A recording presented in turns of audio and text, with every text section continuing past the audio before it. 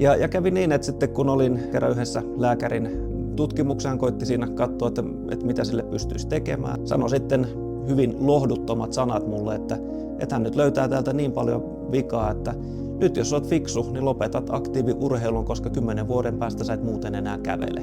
Ja mä muistan sen, kun sitten oli varmasti se pari kuukautta mennyt, että koin siinä aamuna, kun lähdin, että tää on niin kuin viimeinen päivä, että nyt mun täytyy valinta tehdä.